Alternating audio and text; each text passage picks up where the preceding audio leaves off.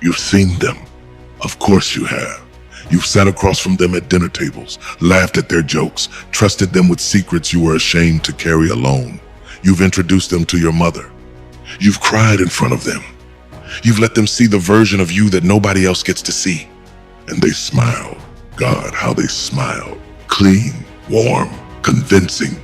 That is the first thing you need to understand before we go any further, before I take you somewhere you may not want to go. The mask has a pulse. It breathes, it blinks, it orders coffee and asks how your mother is doing. It sends you birthday messages at midnight, exactly at midnight, because timing is everything when you are performing kindness rather than feeling it. And you believed it. Not because you were stupid, because you were human. Because when someone looks into your eyes and speaks softly, the nervous system does not check credentials. It does not run background checks on warmth. It simply opens. And some people know that. They have studied it, quietly, carefully, without ever announcing themselves. Think about the last person who disappointed you. Not the obvious enemy. Not the one who screamed at you or threatened you openly. Think about the quiet one, the reasonable one, the one people always describe as so caring, so genuine, so real. Think about how they made you feel crazy for doubting them, how you apologized, you, the one being wounded, because they constructed the story so elegantly that your own pain felt like an overreaction. Do you remember that? The way confusion felt like your fault. That was not an accident. That was architecture, carefully built, brick by brick. Each small lie reinforcing the last. Each subtle manipulation placed where it would do maximum damage to your sense of reality. Because the most dangerous people in this world are not the ones who hurt you and walk away laughing. Those are easy to identify, easy to escape. The most dangerous person is the one who hurts you and then holds you while you cry about it. The most dangerous person in any room is the one who can wound you in the morning and comfort you at night and make you love them more for the comfort than you hated them for the wound. Some people walking around in your life right now, people you call friends, people you call family, people you call partners, some of these people are actively performing humanity. They are not broken. They are not lost. They are not in need of your patience while they figure themselves out. They are choosing every single day in small, calculated moments. They are choosing to take from you your energy, your patience, your loyalty, your belief, your time, your forgiveness, your silence. They are feeding. And the terrible thing about being fed upon by someone wearing a kind face is that it takes so long to name what is happening. Because the story they tell, the one they tell you and the one they tell everyone else, is so perfectly assembled that you spend years questioning your own perception before you question theirs.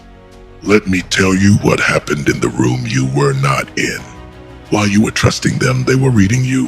While you thought the conversation was about connection, they were mapping your fears.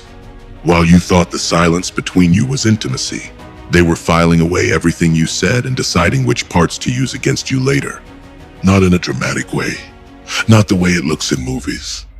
In a quiet way, in the way someone adjusts a small detail here and a small detail there until the picture changes entirely and you no longer recognize the version of events that formed your own memory. Gaslighting is not always screaming. Sometimes it is a soft voice saying, "I think you're remembering that wrong." And something in you pauses because the voice is so calm, because they seem so certain, because certainty in another person can feel like evidence when your own ground is shaking. So you second guess, you review, you replay the memory looking for the error they implied was there. And sometimes you find a detail that seems to support their version, a detail that was never really a contradiction, but that your frightened mind offers up as confession.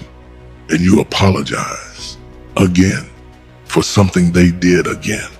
There is a specific kind of exhaustion that comes from being in close proximity to a person who performs goodness. It is not the exhaustion of conflict.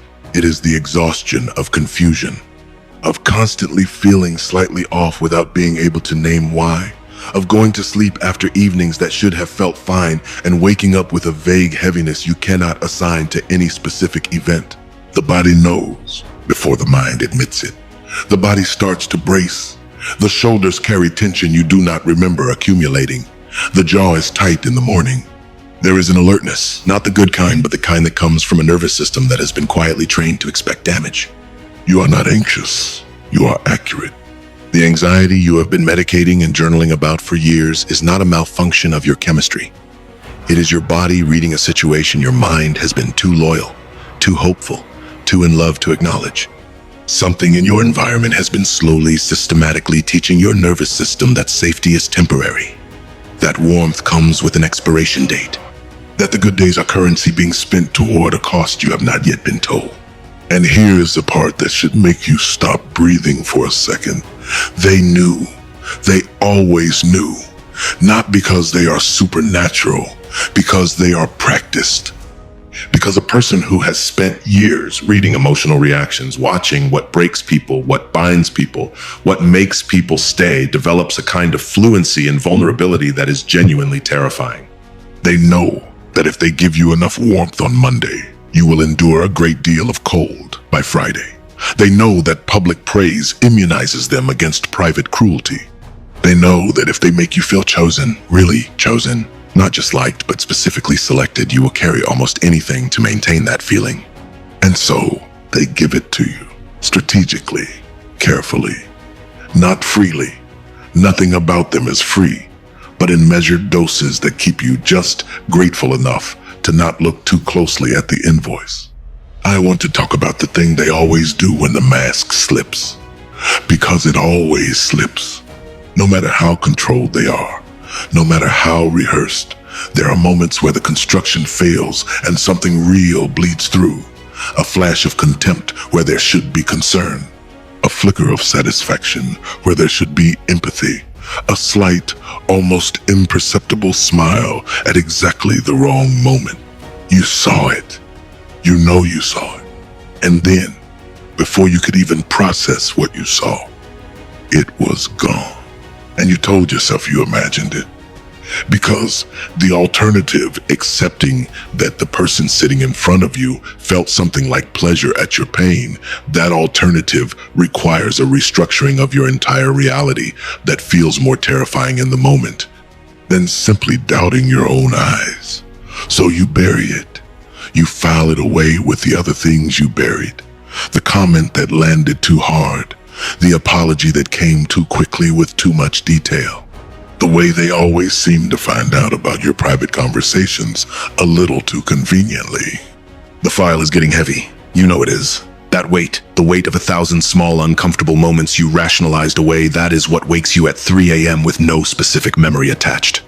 Just a dread with no address. Now I need to talk about the crowd, because this is where it becomes truly sinister. A sophisticated manipulator does not only manage you, they manage everyone around you, simultaneously, invisibly, with a precision that, if you ever got to see it laid out on paper, would look less like human behavior and more like a long-running operation. Think about the narrative, the one about you that exists in the minds of people you have never fully spoken to about what happened. Think about the version of events that got there first. Think about who told it and what was carefully, surgically left out. They got there before you. They always do, not by accident, with intent. With the quiet urgency of someone who understands that controlling the story is the most important move available, and who made that move before you had even registered that there was a game being played.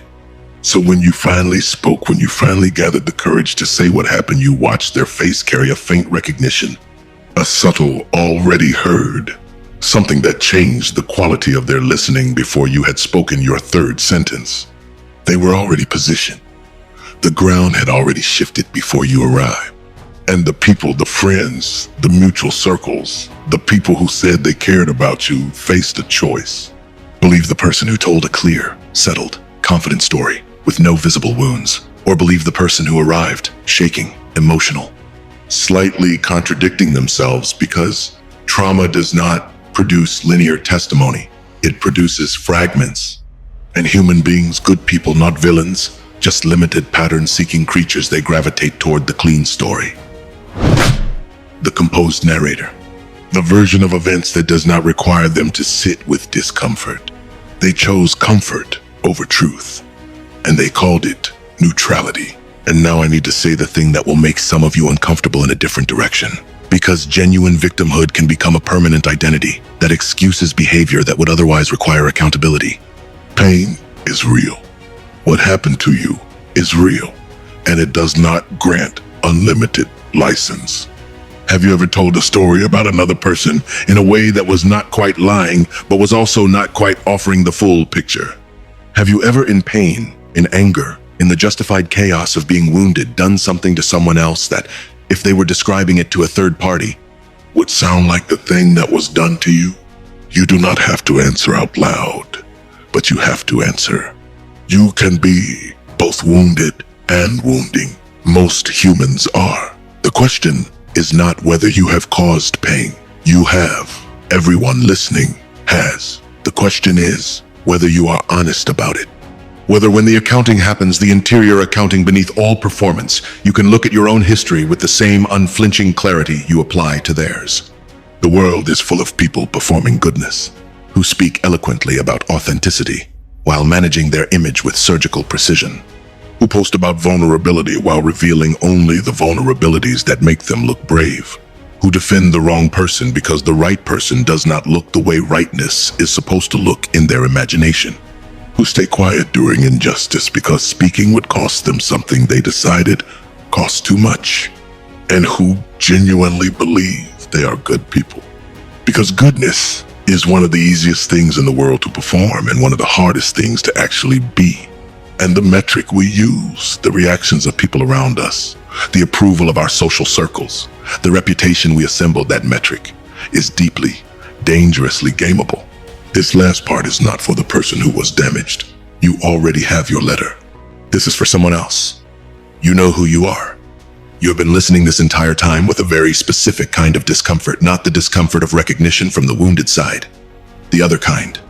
The kind that knows. You have been performing goodness for so long that you have partially forgotten what goodness actually costs. You have received the love of people who believe in the version of you that you curated, and a part of you knows, in the quiet parts, that their love lands on a costume. You know what you did. Not in the version you tell yourself, the one with the justifications and the reframing and the it was complicated, but in the original version, the unedited one, the one that exists before the narrative management begin. It didn't take two people. You know that. The applause you receive is not evidence of your goodness. It is evidence of your skill. And you know the difference, even if no one around you does. The way out is not through a better performance. It is not through more careful reputation management. It is through the door you have been standing in front of for years. The door that requires you to set down every version of yourself constructed for consumption and stand alone with no audience in front of the things you have done. That is terrifying, because the mask has been there so long that you are genuinely uncertain what is underneath it. You are afraid that if you remove it completely, there will be nothing there that anyone could love without the performance. That fear is not a reason to keep the mask on. It is the reason to take it off. Whatever is underneath, whatever the unmade, unperformed human being inside you actually is, that is the only version of you capable of genuine connection, genuine peace. The only version that can be actually loved rather than impressively admired. You have mistaken admiration for love your entire life, and every relationship you have has a ceiling imposed by how much of yourself you are hiding.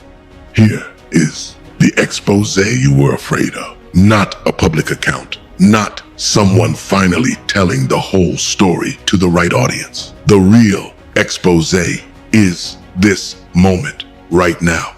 You listening to words that describe a specific architecture you recognize from the inside. The slight rise in your pulse, the way certain sentences landed differently for you than they were intended. The small code recognition visiting you in waves. That is the expose. The one that required no audience, no evidence, no perfectly timed revelation. Just truth, arriving quietly, as it always eventually does. The mask has a pulse, but only the person wearing it can choose to take it off. And life, patient, precise, terrifyingly accurate, is waiting to see what you choose. It has been waiting for a while now. Is this